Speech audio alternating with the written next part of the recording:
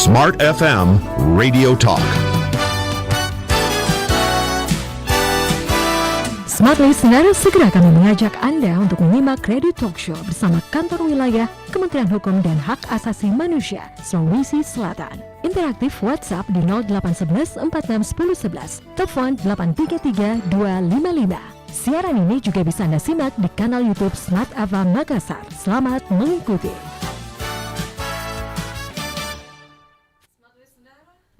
Iya, Smart Listener, seorang pelukis ahli mereproduksi lukisan Basuki Abdullah. Ini merupakan salah satu pelukis terkenal ya. Dengan keahliannya ia mampu membuat lukisan sama dengan aslinya. Bahkan dia menandatangani dengan nama Basuki Abdullah. Ya. Nah, perilaku ini dapat dituntut pelanggaran hak cipta, di mana hak cipta ini masuk sebagai haki atau kekayaan intelektual. Nah, Smart Listeners, untuk pagi hari ini kita akan ngobrol-ngobrol ya mengenai haki ataupun kekayaan intelektual dan seperti apa sih jenis-jenisnya, dan juga dalam rangkaian haki ataupun hari kekayaan intelektual yang sama-sama itu akan kita peringati bersama di tanggal 26 April 2022. Inovasi apa aja sih yang dilakukan oleh Kantor Wilayah Kementerian Hukum dan HAM Sulawesi Selatan? Nah, kita akan berbincang ya pagi hari ini bersama dengan narasumber spesial saya. Kita langsung saja menyapa Pak Nasruddin SHMH, penyuluh hukum ahli pertama Kantor Wilayah Kementerian Hukum dan HAM Sulawesi Selatan. Assalamualaikum warahmatullahi wabarakatuh. Selamat pagi, Pak. Selamat pagi. Waalaikumsalam warahmatullahi wabarakatuh. Dan selamat pagi untuk semua pendengar Smart FM ya, dimanapun Anda berada. Gimana kabarnya Pak Nasruddin? Alhamdulillah, meskipun keadaan masih puasa ya, dalam bulan suci Ramadan, insya Allah kita tetap bekerja. Iya. Biasanya kalau pagi ini mukanya juga masih fresh gitu ya. Mudah-mudahan semangatnya ini masih terus terjaga gitu ya sampai waktu berbuka nanti ya. Baik, hari ini kita berbicara mengenai hak cipta ya, yang itu masuk ya dalam haki ya. Tapi sebelumnya Pak Nasruddin mungkin bisa memberikan sedikit gambaran Pak untuk haki itu apa sih sebenarnya, hak kekayaan intelektual itu apa sebenarnya, dan jenis-jenisnya itu apa? Silakan. Terima kasih Mbak Mirza ya. Sebenarnya untuk kekayaan intelektual sendiri adalah merupakan hak ya, yang diberikan terhadap hasil olah pikir ya, yang menghasilkan suatu produk ataupun proses yang berguna untuk kepentingan manusia. Jadi intinya adalah merupakan hasil daripada olah pikir manusia. Jadi itu kekayaan intelektual adalah hasil olah pikir manusia. Nah, di masyarakat secara umum ya, kebanyakan memang yang terkenal itu adalah paten ya, tapi banyak rezim-rezim kekayaan intelektual yang lain seperti merek ya, kemudian cipta ya, kemudian ada desain industri dan tata letak sirkuit terpadu, ada rahasia dagang dan lain sebagainya. Jadi ada beberapa macam. Namun kalau kita ke masyarakat biasanya yang ditahu paten ya, biasa datang ke kantor ya, masyarakat datang ke kantor, Pak, saya minta tolong didaftarkan paten saya. Wah, padahal mintanya merek sebenarnya ya. Semua disamaratakan ya. Obat juga gitu kan ya, obat paten ya, semua obat paten apa segala macam. Nah, ini perlu kita berikan pemahaman kepada seluruh pendengar masyarakat bahwa rezim kekayaan intelektual ada bermacam-macam seperti itu. Oke, untuk dari haki ini kan memang seperti diinformasikan ya, ini bermacam-macam Pak ya. Jadi untuk membedakan kemudian untuk membedakan hak cipta ya, kemudian adanya juga paten, merek, desain industri. Nah ini seperti apa Pak? Iya, untuk cipta ya, ini memang berbeda dengan rezim kekayaan intelektual yang lain ya, seperti paten, merek ataupun desain industri ya. Untuk paten, merek, desain industri, tata letak sirkuit terpadu itu sistem perlindungannya adalah konstitutif ya, di mana perlindungan terhadap hak tersebut itu baru muncul ketika sudah didaftar. Jadi masyarakat atau orang yang ingin dilindungi kekayaan intelektualnya dalam bidang paten, merek, desain industri itu baru muncul perlindungannya ketika sudah didaftarkan dan diterima pendaftarannya. Ya. Nah, berbeda dengan cipta. Ya. Cipta itu bersifat deklaratif. Jadi perlindungan hak cipta secara otomatis muncul setelah suatu karya selesai dibuat ataupun dipublikasikan. Jadi ketika sudah dipublikasikan, misalnya disampaikan di depan seminar ataupun melalui media sosial misalnya sudah di-share, itu sudah muncul perlindungan secara otomatis. Itu bedanya. Ya. Jadi tidak melalui proses pendaftaran dulu gitu ya Pak ya? Iya, tidak harus melalui proses pendaftaran untuk mendapatkan perlindungan. Namun makanya untuk kekayaan intelektual hak cipta sendiri itu bukan pendaftaran tapi pencatatan ya. Oh, pencatatan Iya, ya. pencatatan. Ya, misalnya seperti apa itu Pak untuk hak cipta itu? Hak cipta misalnya itu ada sastra, ya, seni dan ilmu pengetahuan. Iya, ada 3. Jadi misalnya untuk karya seni begitu Pak ya? Iya, misalnya untuk karya seni seperti musik ya. Nah, musik itu masuk hak cipta. Iya. Kemudian bisa seni lukis tadi seperti yang disampaikan di prolog pertama tadi ya, seni lukis. Kemudian ilmu pengetahuan seperti buku misalnya, ya itu masuk dalam ranah hak cipta. Ya, termasuk juga program komputer. Program komputer juga Iya. masuk gitu ya. Program komputer juga masuk ya sebagai ranah dari hak cipta begitu ya. Pak, tentu untuk mendukung sistem perlindungan hukum dari hak cipta itu kan perlu dilakukan hal ekstra begitu Pak. Dari Kementerian Hukum dan HAM Sulawesi Selatan itu apa yang dilakukan untuk bisa memberikan perlindungan hukum dari hak cipta ini Pak? Karena kan itu tidak melalui pendaftaran ya, tapi itu melalui pencatatan begitu Pak. Iya. Untuk Kementerian Hukum dan Hak Asasi Manusia sendiri dalam mendukung terhadap bagaimana kekayaan intelektual terutama hak cipta ini bisa menjadi sesuatu yang dapat melindungi masyarakat, tentu pada awalnya harus dicatatkan ya. Dan kami sebenarnya di kantor wilayah melalui Direktorat Jenderal Kekayaan Intelektual itu sudah ada namanya aplikasi POP-HC ya. Artinya untuk pendaftaran kekayaan intelektual itu sudah lebih inovatif lagi dengan meluncurkan yang namanya POP-HC ya. Di mana kelebihan daripada POP-HC ini adalah berupa sistem pencatatan hak cipta online yang mampu menerbitkan surat pencatatan ciptaan secara otomatis ya. Jadi yang tadinya dulunya itu verifikasinya dilakukan secara manual. Ya, mungkin bisa memberikan dulu nih Pak perbedaannya ya pada saat online dan dulu secara manual gitu Pak. Ketika dulu ya sebelum adanya POP-HC ini itu dilakukan pendaftarannya secara online juga ya, dilakukan secara online, tetapi sistem verifikasinya ya, melakukan verifikasi terhadap hak cipta yang didaftarkan itu masih secara manual. Ya, jadi membutuhkan waktu mungkin yang lebih lama. Oke, itu prosesnya apa aja Pak untuk pada saat manual itu? Ya, pada saat manual itu setelah didaftarkan, ya, kemudian tim verifikasi nanti akan melakukan memverifikasi terhadap ciptaan yang didaftarkan, termasuk nama ciptaannya apa, kemudian bentuk ciptaannya apa, apakah memang sudah sesuai masuk dalam ranah ciptaan atau tidak, ya, kemudian itu akan dilihat siapa penciptanya, kemudian pemegang ciptanya siapa, itu akan diteliti, ya. Nah, sebelumnya itu dilakukan secara manual. Nah, dengan adanya POP-HC ini itu dilakukan secara by system. By system. Ya. Itu berapa hari Pak untuk verifikasi waktu pada saat manual itu? Untuk secara manual ini ya, secara manual itu dilakukan biasanya sehari selesai, ya, one day system. Ya, dengan adanya Undang-Undang Hak Cipta kemarin itu kemudian kami berupaya untuk mendorong dilakukan percepatan, ya, bisa dilakukan secara one day system. Namun dengan adanya POP-HC ini ya, itu bisa dilakukan hanya beberapa menit saja, ya, setelah pembayaran, ya. Nah, ini harus diingat dulu ya, setelah pembayaran. Jadi ada tahapan pendaftaran, kemudian pembayaran PNBP, kemudian pembayaran apa Pak? Biaya-biaya apa saja yang dikeluarkan pada saat pencatatan hak biaya cipta? Biaya PNBP itu, PNBP ya. PNBP itu itu langsung masuk ke kas negara, ya, untuk pembayaran PNBP untuk cipta itu. Untuk UMKM itu 200, umum itu 400. Ya. Oke, jadi untuk UMKM itu 200, kemudian untuk umum berapa Pak? Ya, untuk umum itu 300. 300 ya. Hmm. Oke. Bisa dilanjut lagi Pak.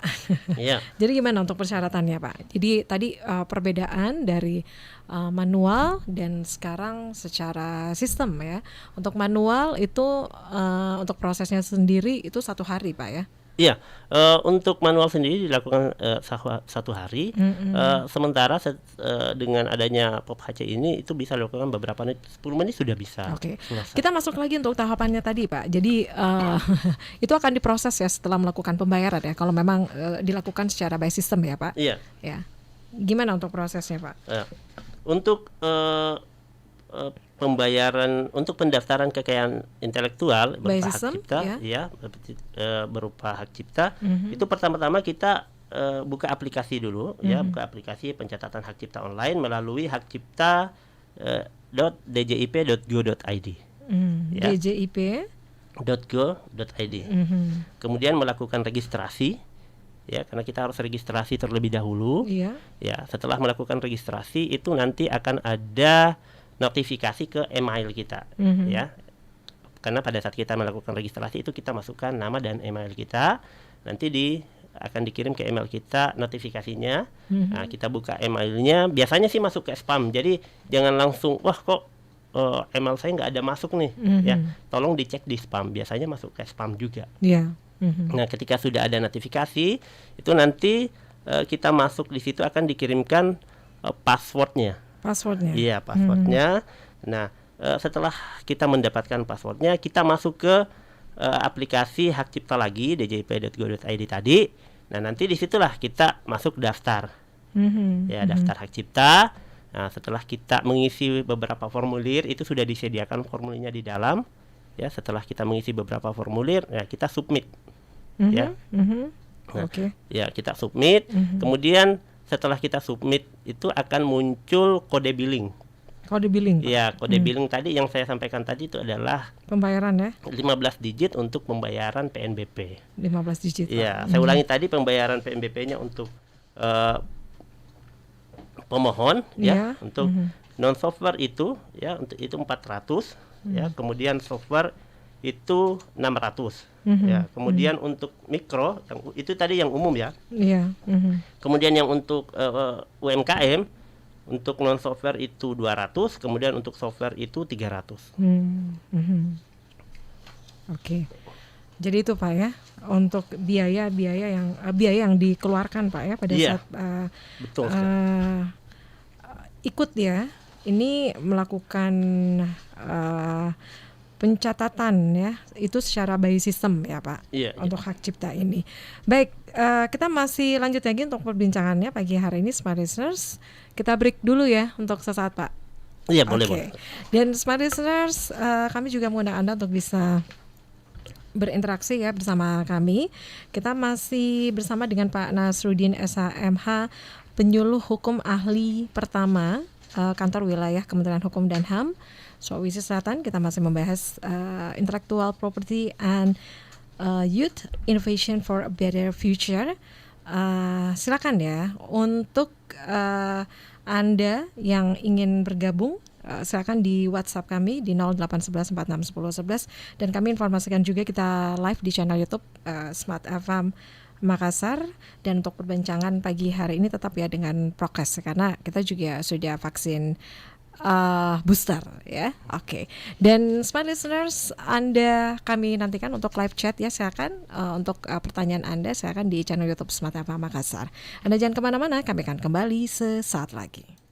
Baik, terima kasih Smart Listener. Anda masih bersama kami di spesial program untuk hari ini ya. Kita masih talk show pagi hari ini bersama dengan Pak Nasruddin, penyuluh hukum ahli pertama kantor wilayah Kementerian Hukum dan HAM Sulawesi Selatan. Kita masih membahas intellectual property and youth innovation for a better future. Ya, dan untuk Anda, Smart Listeners, kami juga mengundang Anda untuk bisa bertanya ya pagi hari ini untuk line WhatsApp di 0811461011. Kemudian untuk live chat ya di channel YouTube Smart FM Makassar ya. Tadi seperti diinformasikan oleh Pak Nasruddin ya. Jadi untuk kita berbicara mengenai hak cipta ya. Jadi hak cipta ini berbeda dengan kekayaan intelektual lainnya seperti paten, merek, desain industri dan lain-lain. Untuk perbedaannya ini itu terdapat pada pendaftaran yang akan dicatatkan ya, maksudnya didaftarkan untuk dicatatkan. Nah, ini untuk hak cipta ya. Kemudian untuk paten, merek, desain industri itu memang didaftarkan ya. Nah, smart listeners, untuk memudahkan hak cipta ini didaftarkan untuk dicatatkan dari Kementerian Hukum dan HAM Sulawesi Selatan itu membuat inovasi persetujuan otomatis pencatatan hak cipta atau yang disingkat dengan POPHC ya. Nah, mungkin kita bisa Bapak mungkin bisa menjelaskan lagi ya, Pak Nasruddin, ini bisa menjelaskan lagi Pak untuk inovasi yang dilakukan ya untuk memudahkan pendaftaran untuk dicatatkan dari hak cipta ini ya. Jadi tadi seperti diinformasikan juga ada prosesnya, kemudian juga itu akan diproses ya setelah melakukan pembayaran ya Pak. Iya betul. Iya, pembayaran. Nah, untuk pembayarannya sendiri itu untuk memudahkan pemohon itu apa saja, bank-bank apa saja Pak yang bisa digunakan? Iya, pada dasarnya semua bank bisa digunakan ya, bisa menggunakan kantor pos juga ya untuk melakukan pembayaran terhadap 15 kode digit PNBP tadi. Bisa juga dilakukan melalui ATM ya, bisa melalui ATM, bisa datang langsung ke teller ya. Bahkan kalau untuk di mobile untuk BNI itu langsung dari mobile-nya pun bisa ya, karena sudah ada menunya di situ. Jadi sudah sangat dimudahkan sekali ya. Jadi pencatatannya, pendaftarannya itu bisa dilakukan dari rumah masing-masing ya. Kemudian pembayarannya pun bisa dilakukan dengan sangat mudah sekali. Nah, sekarang ya tinggal kita nih ya, pengen nggak daftarin hak cipta kita atau kekayaan intelektual kita. Ya, seperti itu. Baik, sebelum kita masuk lagi ya, lebih lanjut lagi nih mengenai langkah-langkah ya untuk mencatatkan hak cipta melalui inovasi POPHC ya. Kita lanjut lagi nih Pak. Kita lanjut lagi Pak. Ini terkait dari hak cipta ini Pak.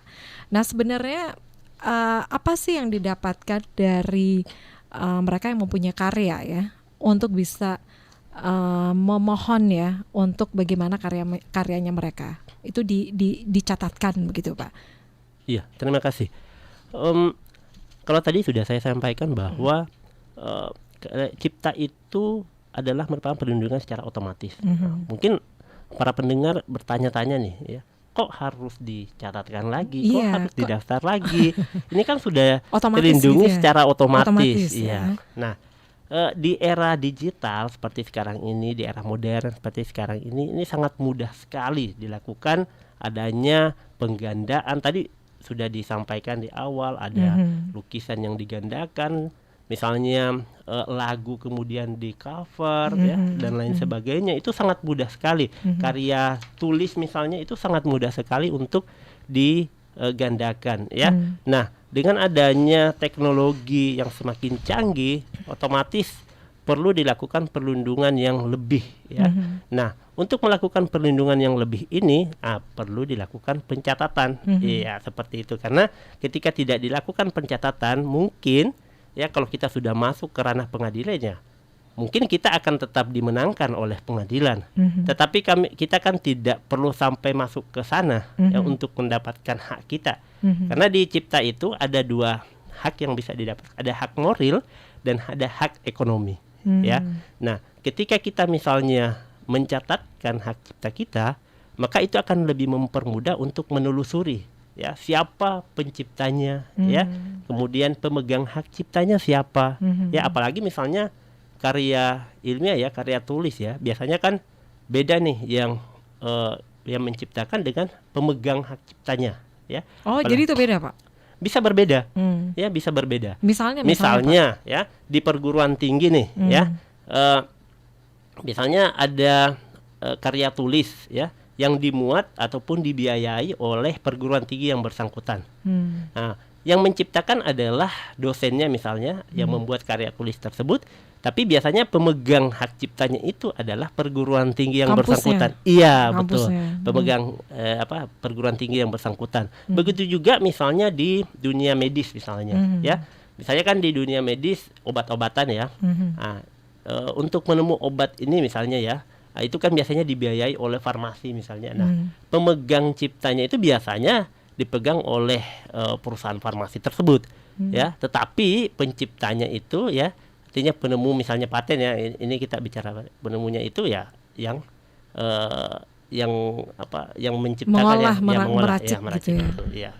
Begitu pula misalnya kalau untuk program komputer ya, nah, seperti itu juga bisa saja yang membuat program komputer itu adalah si A, tetapi yang pemegang hak ciptanya adalah perusahaan pembuat program. Seperti itu. Oke. Kemudian Pak, untuk mereka yang mempunyai karya begitu ya Pak, karya seperti apa Pak yang memang harus dicatatkan begitu? Ya. Yang harus dilindungi Pak. Ya. Yang di dunia digital sekarang ini kan sangat berkembang ya, seperti karya tulis, karya seni, kemudian program komputer. Nah, kalau kita lihat trennya banyak lagu-lagu misalnya ya, karya seni berupa lagu itu banyak yang dibuat misalnya seperti cover, kemudian digunakanlah tanpa izin ya. Nah, tanpa izin dari pengguna. Nah, ini adalah kesempatan bagi kita, bagi para pencipta untuk melakukan pencatatan ya. Kenapa? Dengan adanya pencatatan ini, kemudian mekanisme pertahanan ini akan berguna bagi pencipta itu sendiri. Jadi ada mekanisme pertahanan sehingga orang lain itu tidak akan berani untuk melakukan plagiat, tidak akan berani untuk melakukan peniruan terhadap ciptaan dia. Misalnya kalau sudah dicatatkan kan pasti muncul di Direktorat Kekayaan Intelektual itu ada daftar yang sudah dicatatkan. Nah, itulah nanti yang bisa langsung dilihat semua orang itu bisa langsung, oh, penciptanya ini ya. Kemudian pemegang hak ciptanya ini. Nah, saya harus meminta izin kepada dia. Nah, itu kan tadi saya sampaikan ada hak moral. Nah, itu minimal itu harus dituliskan siapa penciptanya, kemudian tidak ketika ingin mengubah misalnya lagu misalnya itu harus meminta izin kepada penciptanya, seperti itu. Oke. Jadi memang harus harus ada persetujuan ya. Ya, itu adalah hak moral. Ya. Hak moral begitu. Pak, kalau misalnya nih Pak, kalau sekarang nih ya, misalnya nih Mirza ya. Iya, betul. Saya menciptakan sebuah lagu begitu Pak. Kemudian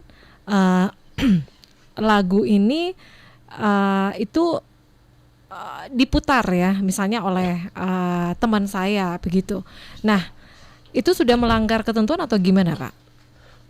Untuk ciptaan sendiri sebenarnya kalau kita mau tarik ya, apakah dia melanggar atau tidak, kekayaan intelektual itu selama digunakan bukan untuk kepentingan komersil. Yeah. Nah, ini menjadi selama bukan untuk kepentingan komersil. Ya. Nah, tapi untuk hak cipta sendiri itu tetap melekat hak moral tadi. Ya, ketika kita misalnya mutar ya, atau misalnya kita gunakan misalnya di slide. Misalnya di radio gitu ya, atau gimana misalnya. Kalau di radio itu kan sudah ada aturan sendiri yang mengatur tentang itu. Tapi misalnya kita gunakan misalnya untuk slide kita untuk menerangkan misalnya kita menggunakan musik tertentu, ya, minimal kita cantumkan siapa penciptanya, ya, lagunya dari mana, itu kita dideskripsikan. Biasa kalau di YouTube itu kan di deskripsi ada, ya minimal kita cantumkan itu, ya, sehingga orang tahu bahwa oh yang punya lagu adalah si A, ya. Kalau bukan untuk kepentingan komersil, tapi kalau untuk kepentingan komersil itu harus mau tidak mau itu harus ada izin, kemudian mungkin ada perjanjian berupa pembayaran royalti dengan yang menciptakan, seperti itu. Kemudian untuk perjanjian untuk royalti sendiri itu Pak, itu diatur juga Pak ya? Diatur, bisa diatur secara personal, artinya persetujuan kedua belah pihak, ya. Kemudian dengan dengan adanya undang-undang Cipta Kerja ya, kemudian itu sudah masuk kepada, sudah ada aturan ya yang mengatur tentang royalti mengenai peraturan pemerintah nomor 56 tahun 2021 tentang pengelolaan royalti dan peraturan pemerintah nomor 16 tahun 2020 tentang pencatatan ciptaan ya. Dengan adanya peraturan pemerintah tersebut akan lebih memberikan perlindungan ekonomi ya, karena di situ sudah diatur terkait dengan siapa yang menarik royalti ya. Itu ada nantinya dibuat satu lembaga namanya Lembaga Manajemen Kolektif. Ya. Itu yang nantinya akan menarik royalti dari lembaga seperti radio misalnya, kemudian di bandara misalnya, di tempat yang menyiarkan lagu-lagu, ya, kemudian misalnya di bioskop, hotel-hotel gitu Pak, di hotel-hotel nah, gitu itulah, kan. tempat-tempat itu nanti ada lembaga kafe-kafe ya, misalnya itu kan pada saat menunggu pengunjung datang itu kan memutarkan lagu-lagu gitu Pak. Nah itu gimana untuk proses seperti itu Pak? Nah itu nantinya ke depannya. Ya, nantinya ke depannya itu lembaga manajemen kolektif inilah yang akan menarik royalti itu. Nah para pencipta lagu ya misalnya itu nanti akan tergabung di dalam lembaga manajemen kolektif tersebut. Nanti itu akan mereka lah yang akan mengatur tentang royalti dari masing-masing pencipta ini. Nah, untuk itu ya memang tadi pentingnya pencatatan tadi, karena akan sulit untuk melakukan meminta royalti kepada lembaga-lembaga seperti lembaga penyiaran tadi, akan sulit untuk meminta royalti ketika misalnya belum dicatatkan, karena ini belum teridentifikasi. Tetapi ketika sudah dicatatkan, maka pencipta tadi itu yang masuk dalam naungan manajemen kolektif tadi ya, lembaga manajemen kolektif. Ya, nanti itu akan diberikan porsi sesuai dengan porsinya dia. Berapa kali ditayangkan, ya itu nanti ada hitung-hitungannya. Nanti, Pak. Itu ada hitung-hitungannya. Wow. Iya. Tapi itu belum ini. Itu kedepannya seperti itu atau gimana, Pak? Iya, kedepannya akan seperti itu. Tetapi sebenarnya tidak akan mematikan juga sebenarnya industri seperti penyiaran, seperti radio itu tidak akan mematikan seperti itu, karena nilainya juga pasti akan diperhitungkan. Nilainya diperhitungkan. Ya, diperhitungkan. Oke. Ya. Langsung kaget nih penyiarnya. Baik, kita masih lanjut lagi ya, Smart Listeners, untuk perbincangan kita di pagi ini. Dan ini Pak, saya mau nanya lagi nih, misalnya ya, kalau seorang mahasiswa itu magang ya di suatu sanggar seni, Pak. Kemudian mahasiswa ini melukis objek dari seorang pelukis terkenal ya, misalnya Basuki Abdullah. Nah itu bisa dikenakan juga pelanggaran atau gimana Pak? Ya. Tadi ya seperti yang saya sampaikan tadi, bahwa pada dasarnya ketika itu untuk kepentingan komersial ya, itu memang merupakan masuk dalam ranah pelanggaran ya, karena sudah ada komersialisasi di sana. Tetapi kalau untuk kepentingan pendidikan ya, itu tidak masalah, dan biasanya juga bagi yang punya lukisan juga itu tidak mempermasalahkan selama hak moralnya tadi ya, ada hak moral tadi tetap dicantumkan. Jangan tadi kemudian merubah namanya, ditulis kemudian yang melukis tadi orang lain namanya yang dicantumkan. Iya, padahal itu adalah karya milik tadi misalnya Basuki, karya milik Basuki ya tetap harus dicantumkan bahwa ini adalah karya milik Basuki gitu ya. Oke ya, seperti itu ya Smart Listeners untuk hak cipta ya. Kita masih lanjut lagi ya untuk perbincangannya, pokoknya asik banget ya. Saya semakin penasaran ya. Oke, untuk Anda nih yang mau nanya-nanya pagi hari ini silakan ya. Untuk WhatsApp ya di 0811461011 untuk live chat ya, silakan langsung aja kita live di channel YouTube Smart FM Makassar. Silakan untuk live chatnya di channel YouTube Smart FM Makassar, kami masih menantikan ya. Yang mau nanya-nanya nih tentang terkait hak cipta ya, khususnya dengan inovasi yang dilakukan ini terkait pencatatan hak cipta, yaitu dengan adanya persetujuan otomatis pencatatan hak cipta atau POPHC ya. Jadi manfaatnya tadi ya seperti sudah Anda dengarkan tadi penjelasan dari Pak Nasruddin ya, itu banyak sekali manfaatnya untuk para yang punya karya gitu ya. Nah, kita masih lanjutkan lagi untuk perbincangannya, dan kita break untuk sesaat dan kita sampai di segmen yang terakhir. Untuk itu tetaplah bersama kami. Ya, terima kasih smart listener, Anda masih bersama kami tentunya talk show pagi hari ini bersama dengan Kantor Wilayah Kementerian Hukum dan HAM Sulawesi Selatan. Kita masih ngobrol mengenai hak cipta ya. Seperti diinformasikan, jadi untuk memudahkan ya smart listeners untuk mencatatkan ya. Jadi sekali lagi untuk hak cipta ini itu berbeda ya dengan hak intelektual, kekayaan intelektual lainnya ya, karena adanya paten, merek, desain industri ya. Kemudian untuk hak cipta ini untuk memudahkannya, untuk mendukung sistem perlindungan hukum hak cipta ini, DJKI mengeluarkan inovasi terbarunya yakni persetujuan otomatis pencatatan hak cipta atau POPHC ya. Kemudian tadi sudah diinformasikan juga ya oleh Pak Nasruddin tadi seperti apa untuk langkah-langkah untuk mencatatkan hak cipta melalui POPHC, dan untuk biayanya juga tadi sudah diinformasikan ya. Kemudian ya saya mau tanya lagi nih Pak.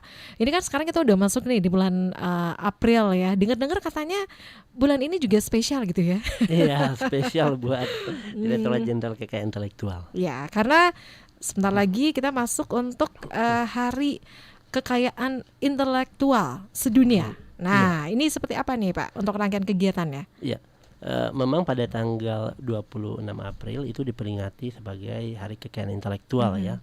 Nah, untuk Direktorat Jenderal Kekayaan Intelektual sendiri dan kantor wilayah itu selalu ya setiap tahun melakukan rangkaian kegiatan KI ya, sebagian dengan tema yang ada. Nah, untuk tahun 2001 kemarin itu kebetulan temanya terkait dengan bagaimana mendorong usaha mikro, kecil dan menengah ya, untuk bisa berinovasi ya, untuk bisa memanfaatkan kekayaan intelektual ya, lebih ke misalnya cipta, kemudian lebih ke merek ya.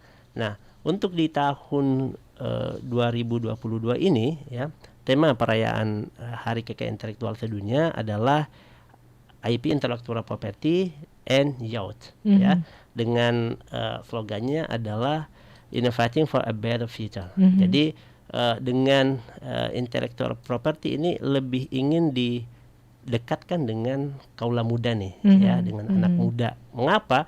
Karena potensi kekayaan intelektual sebenarnya ada di banyak nih di kalangan muda. Iya.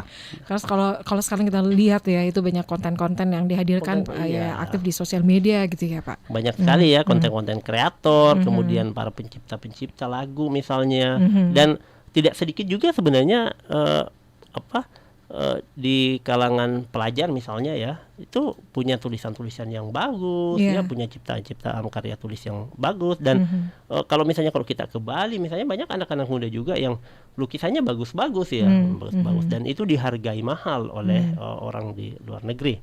Nah, dengan momentum perayaan Hari Kekayaan Intelektual ini ya, diharapkan itu adanya ketertarikan dari anak muda untuk memanfaatkan kekayaan intelektual. Nah, tema ini diangkat untuk mengeksplorasi inovasi, rasa ingin tahu, jiwa energi dan pemikiran kreatif yang dimiliki oleh kaum muda.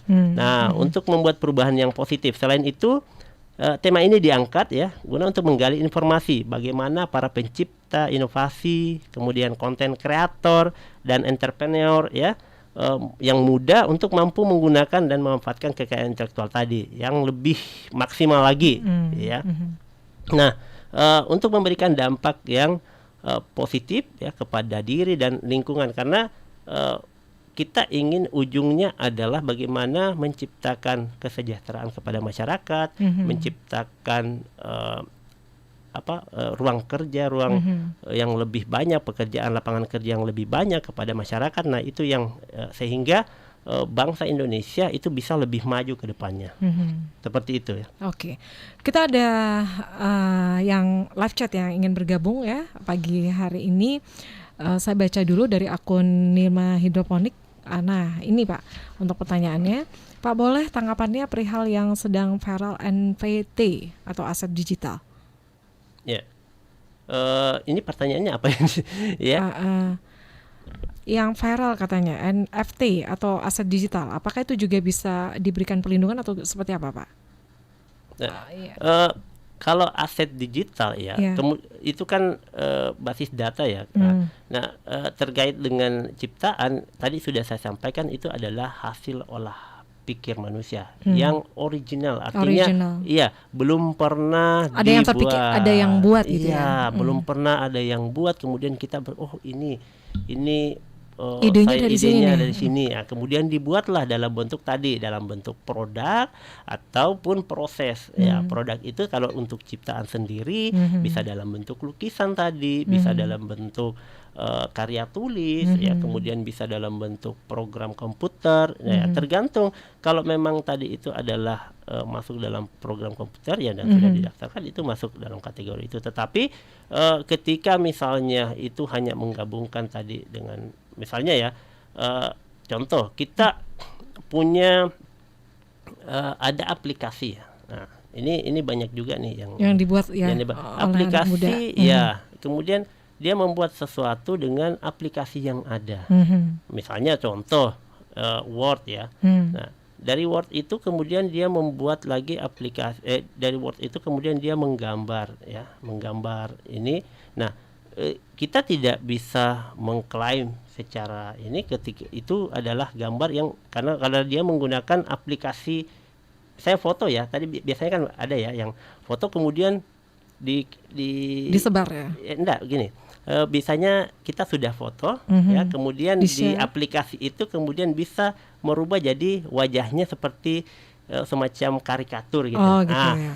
Kita tidak bisa mengklaim itu sebagai hasil karya kita karena Sudah kita ada sistem, menggunakan aplikasi by system misalnya. Sistem, Seperti ya. itu juga nggak boleh kita mengklaim karena bukan dari hasil olah Original pikir kita. ya, Iya, original dari ide kita. Ya, tapi itu adalah proses dari By system, program. Pak. Ya, by seperti system itu. ya. Oke. Saya kira Untuk cukup. pertanyaan tadi itu kalau misalnya ya ditanyakan terkait dengan apakah bisa dicatatkan, ya tergantung pencatatannya, apakah misalnya Apa yang ingin difokuskan, Apa yang iya, ingin difokuskan, apakah ya? program itu kan misalnya ya. Ini agak bingung juga apa yang ingin ditanyakan. Oke, sebelum melakukan pencatatan mungkin bisa share dulu gitu Iya. ya. Bisa datang aja langsung ya. Kami sebenarnya di kantor wilayah kami membuka layanan konsultasi online, ya.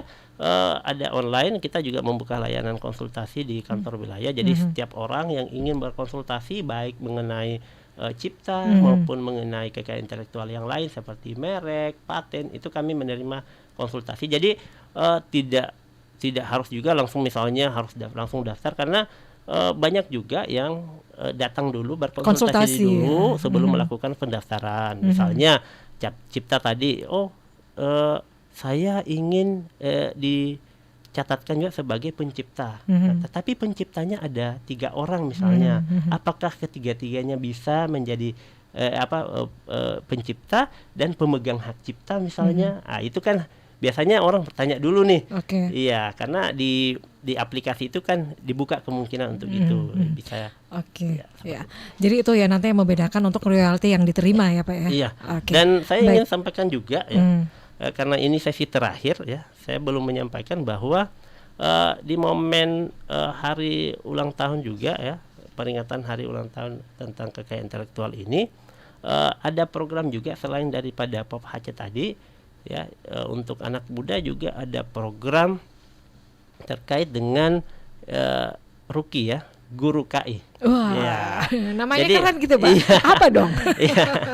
Jadi inovasi juga dari Direktorat Jenderal Kekayaan Intelektual yang berupaya untuk mendekatkan kekayaan intelektual ke anak muda. Ya, jadi kami dari mulai SD nih, ya dari mulai SD karena kami berpikir bahwa generasi penerus bangsa ini ya mereka itulah.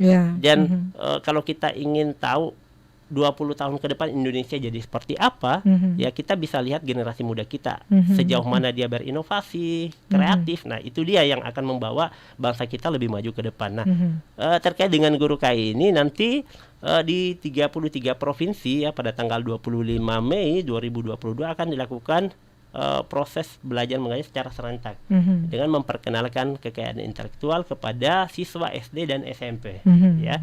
Jadi itu akan dilakukan secara serentak di seluruh Indonesia yang pengajarnya nanti dari Kanwil Kementerian Hukum dan HAM ya, kerjasama dengan penyuluh hukum juga ya.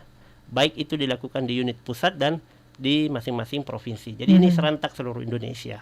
Ya. Oke. Ini merupakan rangkaian kegiatan dari hak kekayaan intelektual ya, Iya, di betul. 26 April nanti 2022. 26 April nanti pelaksanaan kegiatannya yang Guru KAI itu di 25 Mei 2020. Oke, jadi padat ya kegiatannya Pak. Sehari sebelum hari Haki itu tanggal 25 udah ada kegiatan ya. Iya.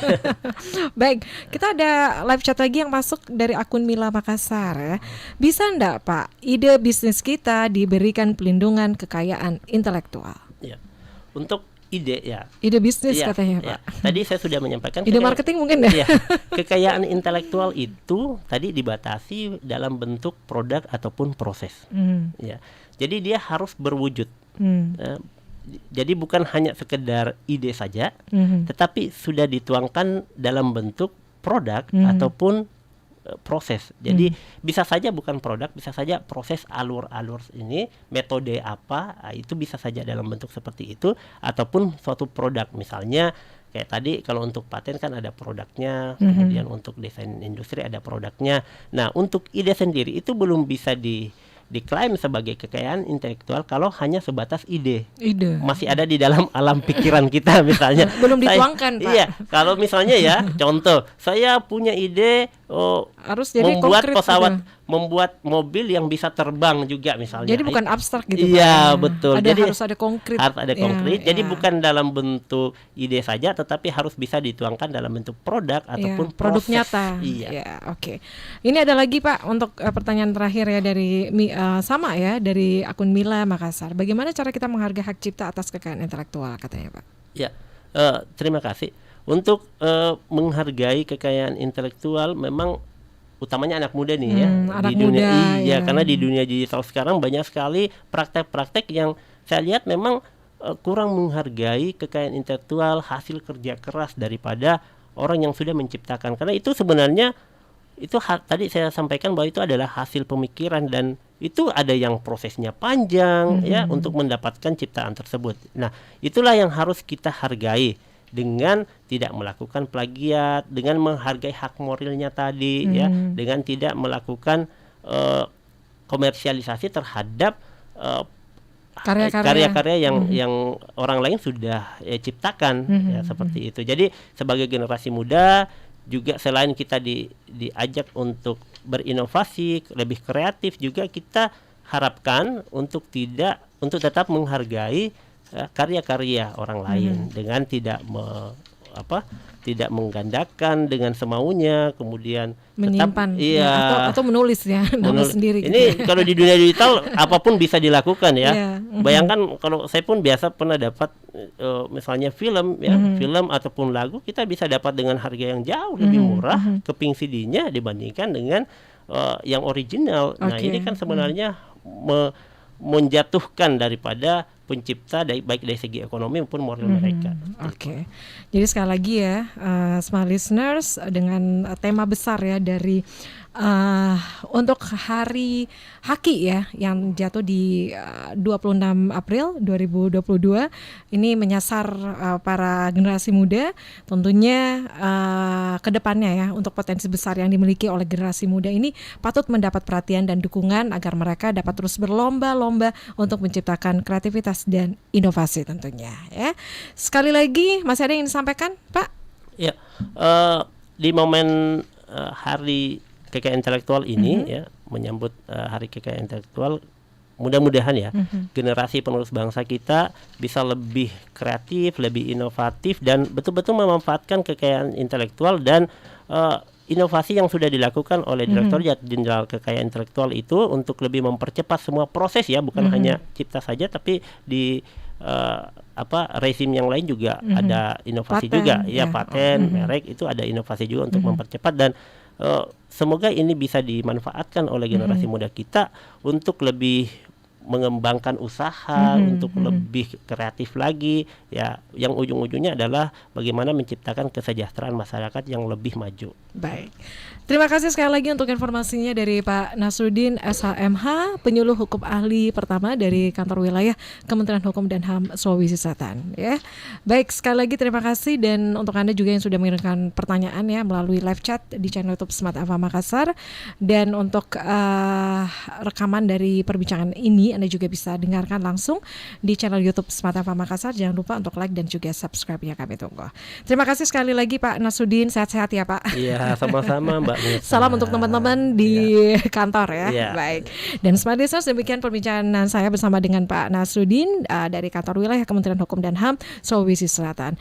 Dari lantai 3 Gedung Tribun Timur Makassar, saya Mirza Arianti pamit. Selamat pagi. Assalamualaikum warahmatullahi